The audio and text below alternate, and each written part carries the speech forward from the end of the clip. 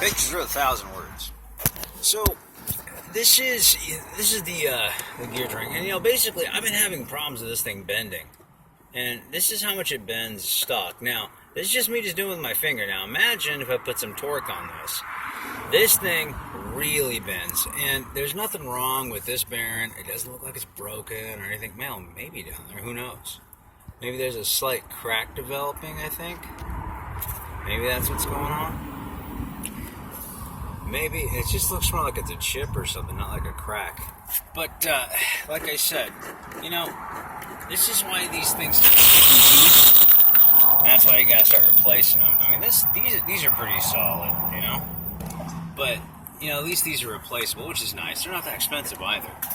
The thing that bothers me, right, about these is that, like I said, this little thing right here is so fragile. Like, it really bends easily. And seriously, there has to be something like right here. Maybe if there was something between here, it wouldn't bend so much.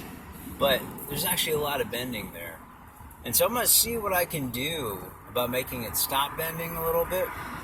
But to be completely honest, man, these I like Cadillac lawnmowers. I'll tell you that right now. When they say Cadillac, more like Jaguar. But just like Brown and Chrysler.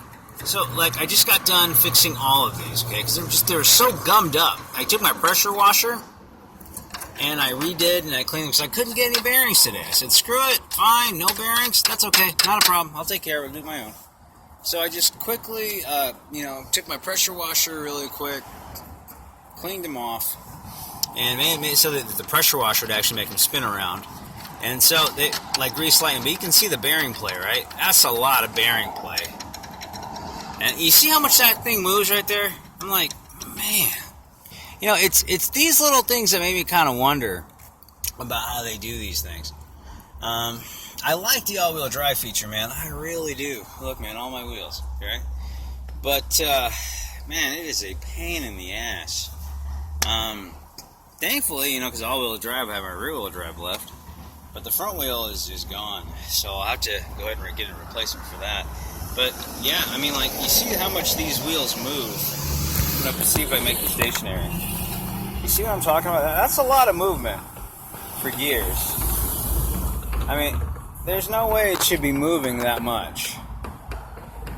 So, I'm going to see what I can do about that issue here. Maybe I can stop some of that.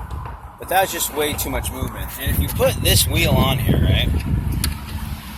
For example, let's say I put that on the back, alright? And